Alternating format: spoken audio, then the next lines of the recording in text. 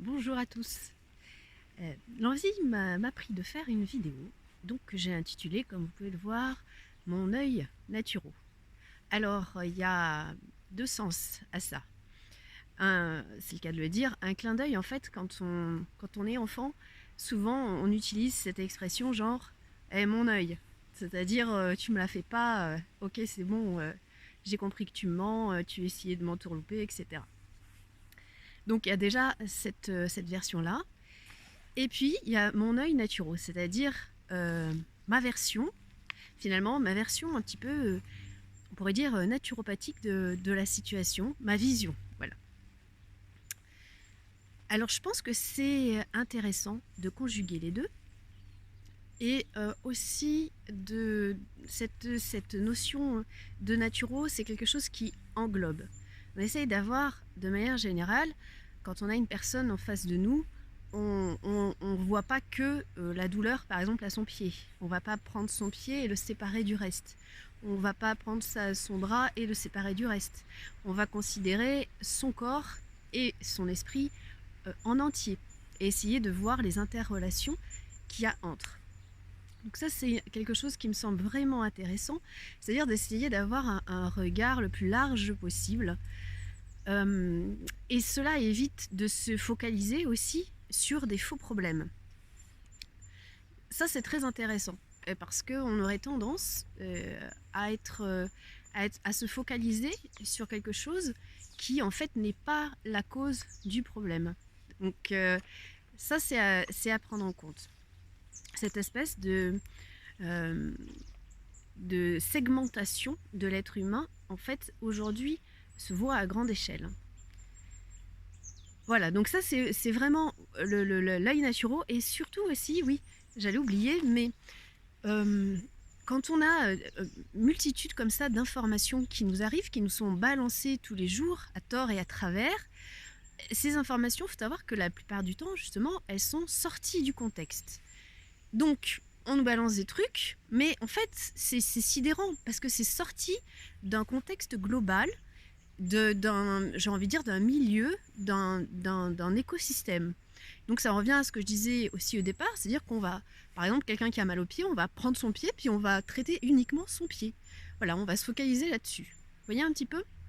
Et je trouve que c'est dommageable, parce qu'on n'a pas, on va dire, l'essentiel de l'information, et on n'a pas la globalité de l'information. On peut jamais, je pense, avoir la globalité de l'information, mais en tout cas essayer d'avoir le maximum de choses pour se faire un regard le plus juste possible. Et puis cette idée de donc, mon œil, c'est vraiment d'essayer d'être dans le discernement. C'est pas facile d'être dans le discernement aujourd'hui, parce que notre réflexion, si réflexion il y a, elle est orientée, toujours. Et donc l'idée, c'est essayer de se sortir de cette orientation et de ce cloisonnement pour essayer de voir un petit peu plus loin. Et donc, ouais, voilà, c'est ça l'idée de « hey, mon œil », c'est-à-dire que là, attends, n'essaye pas de m'embrouiller, je vois très bien où est-ce que tu veux m'amener. Ça, c'est vraiment important d'avoir ce discernement-là. Le problème, c'est que tout le monde n'a pas la même capacité, la même facilité à aller vers une réflexion, on va dire, constructive. Et ça vient pas du fait qu'on est intelligent, qu'on n'est pas intelligent, quoi. Ça vient d'un certain conditionnement. Et ça vient aussi, je trouve, d'une multitude de traumatismes qui sont dans notre esprit et qui sont aussi évidemment dans notre corps, qui nous figent. C'est des traumatismes qu'on a subis et qui se sont au fur et à mesure installés dans notre façon de vivre. En naturopathie aussi, on pourrait ramener ça à l'idée du stress. En fait, le stress, l'inflammation de bas grade ou le stress oxydatif, etc., c'est des choses qui s'installent de manière très insidieuse au fur et à mesure, mais qui en fait, à un moment donné, vont faire qu'on va être... ça peut faire genre des choses comme les burn-out ou des trucs comme ça, des trucs flash un peu qui clouent à la fois l'esprit et le corps. Donc ça n'a rien à voir avec une idée d'intelligence ou d'éveil ou quoi que ce soit. C'est à prendre en compte cette idée des multiples petits chocs, des petits traumatismes qu'on vit depuis notre enfance, etc. Et ils peuvent être de multiples causes en fait. Hein. Et moi ce que je constate, c'est qu'on vit, et ça reprend ce que je disais tout à l'heure, qu'on vit dans une société où on est tous les jours un petit peu sidéré. C'est des petites sidérations comme ça, tac, tac, tac. Le fait d'entendre tout le temps un discours aussi contradictoire, c'est-à-dire là je te dis oui, puis 5 minutes après je te dis non, et puis là c'est peut-être, et puis un quart d'heure après c'est re-non, et c'est re-oui.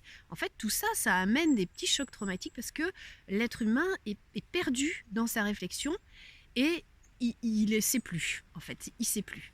Et l'être humain, dans sa conception, en fait, il a besoin de sécurité et il a besoin d'avoir un minimum de cadre, entre guillemets, pour se sentir en sécurité. Sauf que là, quand il y a des discours comme ça, qui sont pour moi traumatiques, c'est-à-dire un coup oui, un coup non, un coup oui, un coup non, etc., ça va pas. Et c'est-à-dire ça met l'être humain dans une posture d'insécurité, d'inconfort, et ça le bloque, ça a comme une paralysie de la réflexion. Et puis de temps en temps, il y a les grosses sidérations. Alors ça, c'est ce qu'on a vécu donc au mois de mars de cette année. Ça a été la grosse sidération, paf. Vraiment comme une méga gifle qu'on se prend dans la figure et qui nous... Voilà. On n'a plus de capacité de réaction, on n'a plus de capacité de réflexion. On est sidéré, on est sous le choc. Et là, on attend une réponse de quelqu'un qui devrait normalement nous amener une réponse cohérente, quelque chose qui nous sécurise, qui nous rassure, sauf que c'était tout le contraire. C'est-à-dire que non seulement il y a la sidération, mais en plus le truc du genre, on ne sait pas quoi faire, on ne sait pas, la seule chose qu'on peut faire, c'est vous séparer les uns des autres, et voilà. Donc bien évidemment, moi-même, hein, c'est vrai que quand on n'a pas de recul comme ça, quand on est pris un petit peu au piège ou sidéré par une annonce, eh bien on a peur, évidemment, on est un peu paralysé, enfin je veux dire, ça vient nous chercher dans nos tripes, ça vient nous chercher dans la base, le fondement même de l'être humain, puisque ça vient aussi nous chercher dans notre instinct de survie. Voilà, donc ça c'est un peu l'état des lieux de ce qui se passe.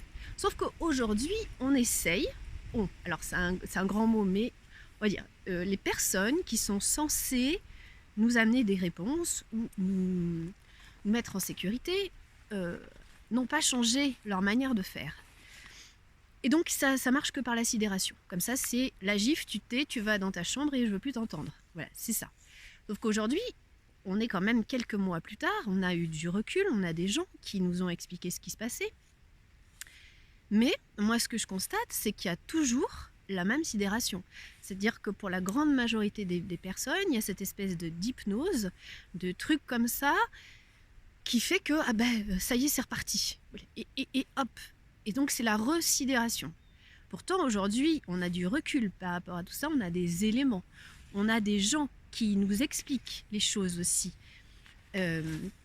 Donc, on devrait avoir cette capacité de « oh attends, mon œil, là, tu vas pas me la refaire une deuxième fois l'histoire. Hein. » Ça ne minimise pas le fait que, effectivement, il y a des virus, c'est la vie. Dans la vie, il y a tout, en fait. Donc, déjà, juste se rappeler ça. Ok, après, il y en a qui sont plus ou moins graves, plus ou moins dangereux. Mais si on dit ça, on dit rien. C'est-à-dire que l'idée, c'est de remettre dans le contexte global aussi. Voir pourquoi est-ce qu'il y a a priori apparition de telle ou telle chose que soi-disant on ne connaît pas, etc. Ok, peut-être. Bon. Donc ce que je voulais dire, c'est qu'aujourd'hui on a quand même du recul par rapport à ça et on a les moyens d'être effectivement peut-être un petit peu moins... Ça peut nous servir. Moi-même, ça me l'a fait évidemment, encore une fois, sur le coup ça. Et puis après, c'est attends. Est-ce que je vais me le laisser prendre dans le truc ou pas? Parce qu'on voit bien que tout ça, aujourd'hui, ça part en du grand n'importe quoi. Et que finalement, ça n'a plus aucun rapport avec la santé. Là, en fait, ce qu'on nous fait, entendre, ce qu'on essaye de nous faire croire, c'est qu'on nous parle de santé en nous parlant de maladie. Donc là, encore une fois, on est toujours dans ce discours à double sens, dans ce truc dissociatif où l'être humain se perd. C'est-à-dire un truc blanc et un truc noir collés l'un à l'autre, mais en fait, ce dont on entend la majeure partie du temps, si on se cale sur les médias là, qui lavent les cerveaux, c'est vraiment horrible. C'est-à-dire qu'à aucun moment on nous parle de santé dans son sens noble. On nous parle de maladies, de catastrophes, de machin, mais aucune solution, aucun truc. Après, il y a quelques personnes qui, par leur, j'aurais envie de dire, leur intégrité, aussi, je pense, par le fait d'avoir travaillé aussi un minimum sur eux, et ça devrait... Aujourd'hui, je pense que voilà, les dirigeants devraient passer un test de travail sur eux. Non, c'est complètement utopique, mais honnêtement, ça serait... on aurait beaucoup moins de problèmes. Ça, c'est une évidence. Après, la question se pose si on a besoin de dirigeants, mais ça, c'est un autre débat. De dirigeants, en plus, c'est un grand, voire un gros mot.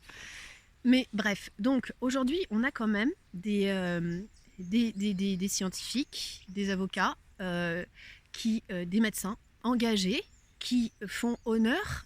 Alors je parle pour les médecins à leur serment d'Hippocrate, qui aujourd'hui doit juste halluciner lui aussi. Bon, pour les avocats, il doit y avoir un, mais je ne sais pas le nom. Mais voilà, je pense notamment au docteur Louis Fouché. Alors je vous recommande vivement ses vidéos parce qu'il explique aussi très bien le langage dissociatif et l'hypnose dans lesquelles on baigne, puisque lui-même il pratique. Moi aussi je connais un petit peu bien sûr ces pratiques-là et c'est une évidence quand on connaît. Et il y a aussi Maître Brouza qui est vraiment super et il y a son association qui s'appelle Réaction 19. Je vous recommande vivement aussi ses vidéos et d'aller voir son association et le travail monumental qu'il fait pour la justice. Et je trouve ça extra d'avoir des gens comme eux qui sont restés intègres, qui ont une véritable éthique et qui sont honnêtes. Honnêtes avec eux et honnêtes et qui sont réellement là pour informer et pour aider dans le sens vraiment le plus noble.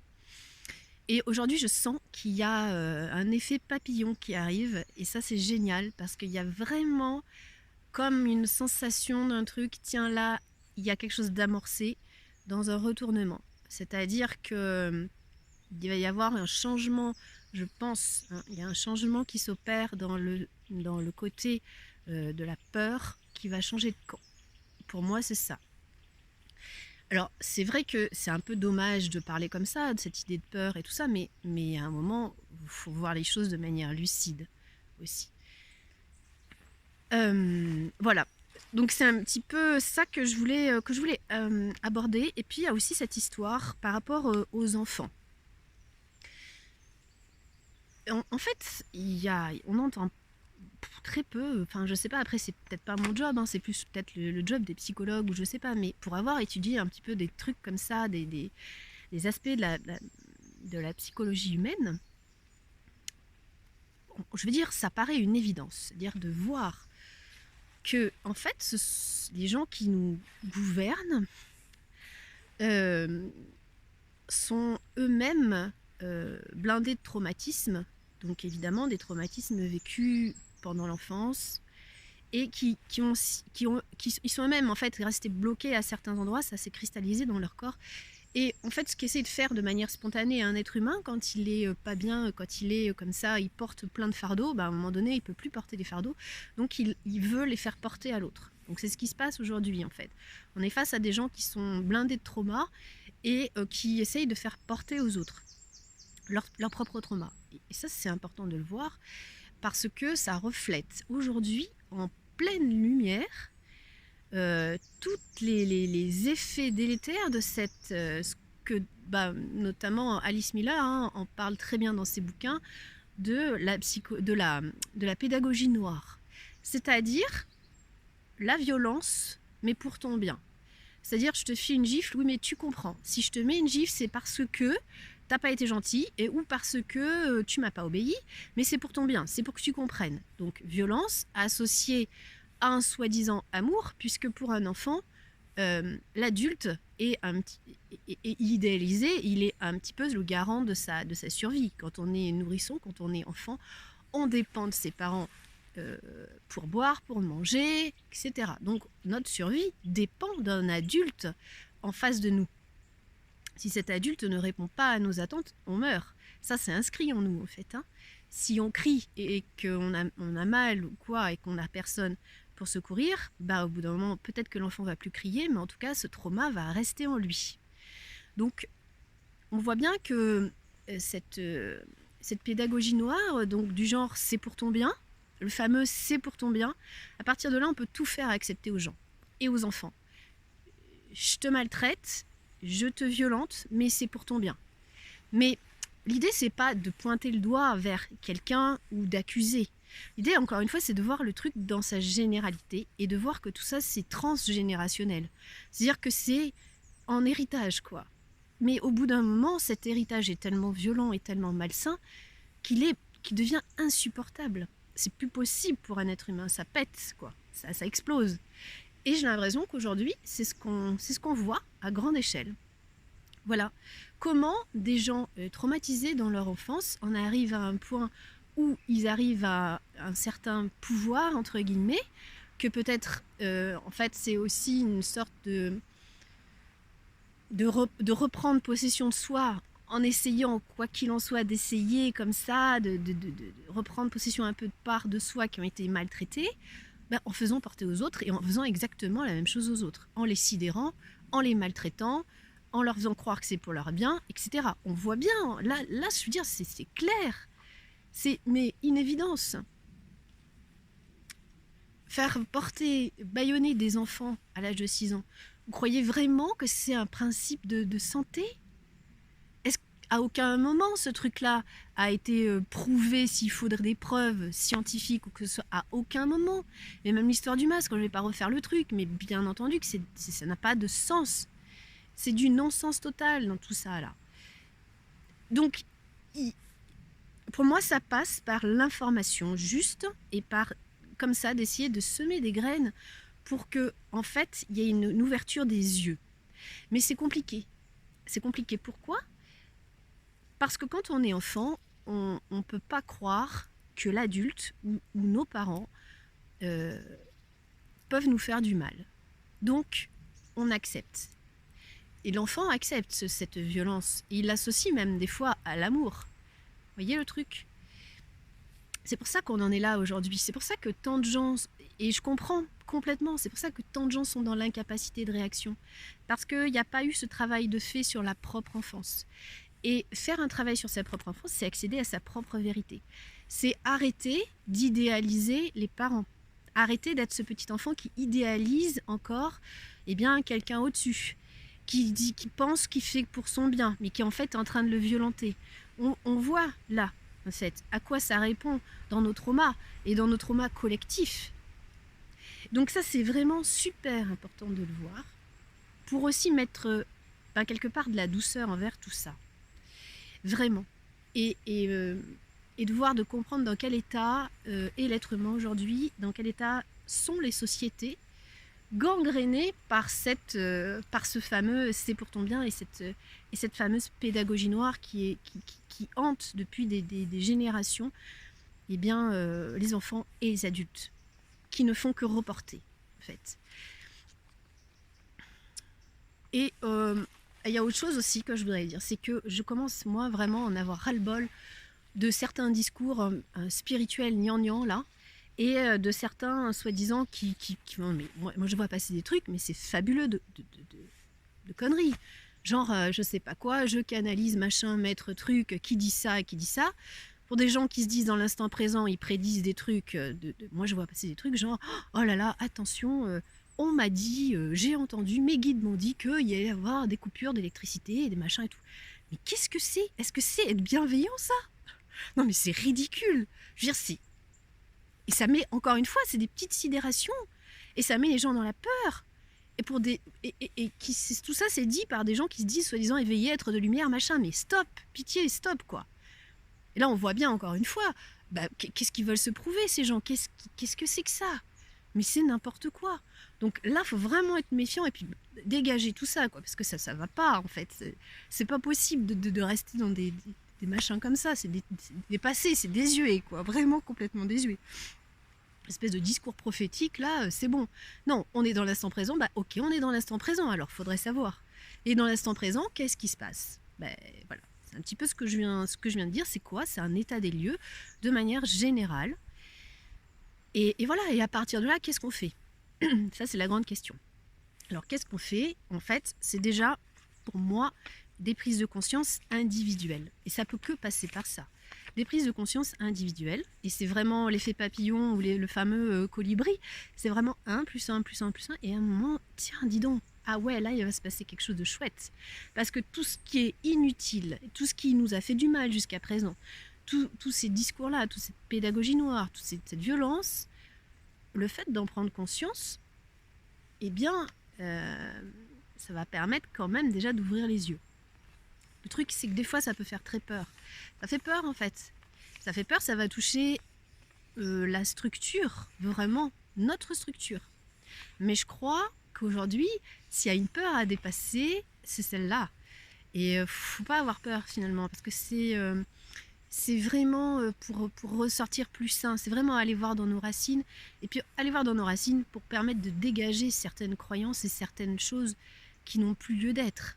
Vraiment. Et tout ça vraiment avec... Bien sûr, ça peut faire naître des sentiments de colère, de haine, etc. Mais quand on la vit et qu'on arrête d'être dans le déni, aussi entretenu par certains discours spirituels dans lesquels il ne faut pas avoir peur, il ne faut pas être en colère, il ne faut pas ci, il ne faut pas ça, et tu mets des couches. Et au bout d'un moment, ça explose. Ça, c'est du déni. Non, vivre son truc. Mais oui, attends. Là, effectivement, je suis en train de prendre conscience, mais quand j'étais petite, il y a eu un prof, il m'a fait du mal, il m'a mal parlé, il m'a humilié, etc. Mais wow, d'un coup là, comme ça vient, ça monte, ça monte, ça monte. Bah oui, c'est une émotion qui n'a pas été vécue en tant que gosse. Parce qu'en tant que gosse, on a été cloîtré, on s'est fait taire en fait. Et donc cette émotion, elle monte. Oh, ça peut être turbulent, ça peut être bouleversant. Mais le fait de la vivre maintenant, ça va permettre de dégager en fait tous ces trucs qui sont accumulés depuis l'enfance. Donc il y a déjà ça. Il ne faut pas avoir peur de sa vérité. C'est ça en fait, vraiment.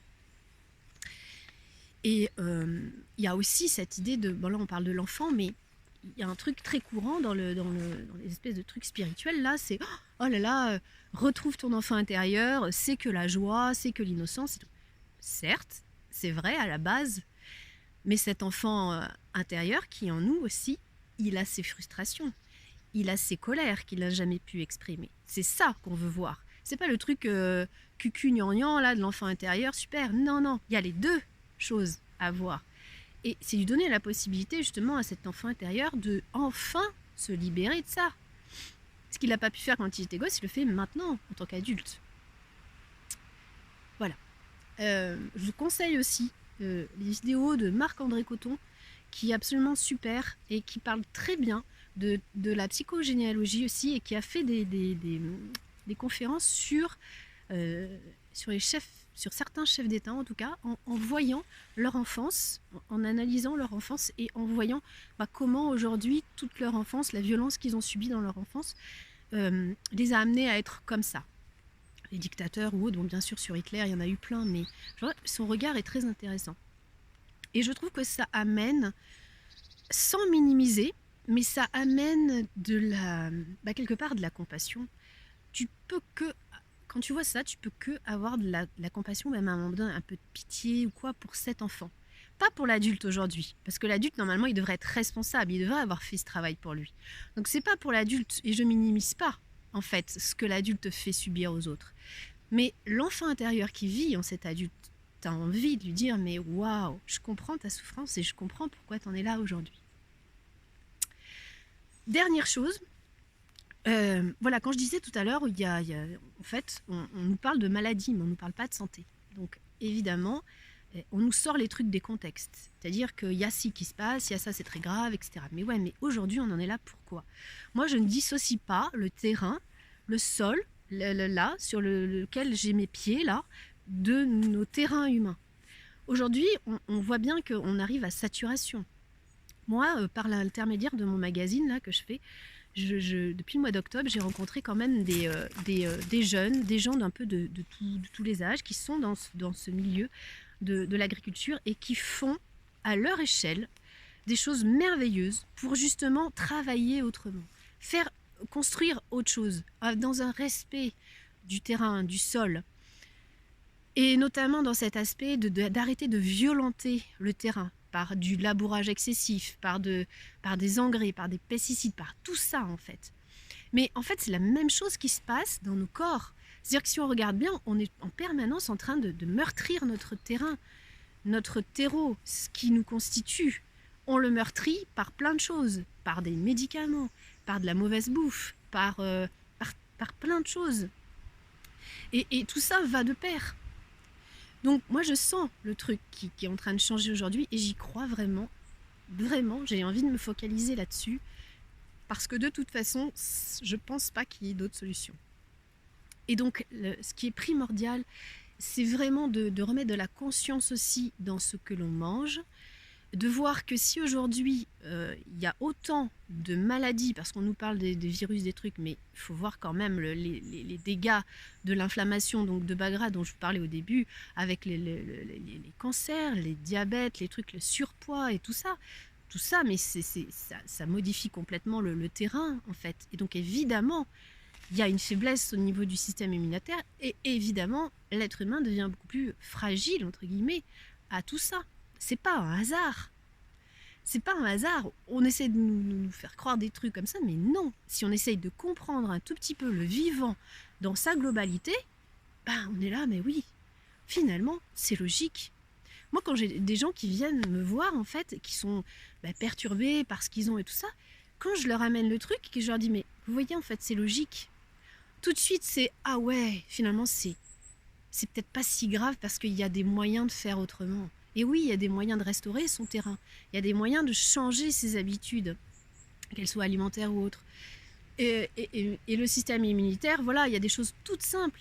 Mais pourquoi on est faible en système immunitaire? Parce qu'il y a des minéraux, des éléments comme le zinc, comme le magnésium, etc., qui sont de moins en moins bien assimilés par le corps, que l'on trouve de moins en moins dans les aliments parce que les sols sont dénaturés et que les plantes n'arrivent plus à bien capter. Donc on mange du mort, quoi qu'il en soit.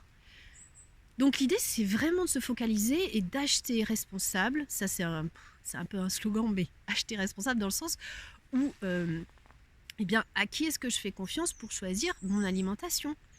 Je vais peut-être plutôt me tourner vers un producteur qui fait gaffe à son sol, qui laboure très peu, qui est censé et dans lequel je vais pouvoir me nourrir correctement. Et après, il y a l'histoire des compléments alimentaires, etc. Donc ça, c'est le grand marketing, c'est la grande foire fouille, mais c'est pareil, il y a de tout. Et voilà, il faut choisir aussi des choses les plus biodisponibles, les plus assimilables par l'organisme. Voilà, il y a tout ça, tout un panel. Mais qui nous en parle?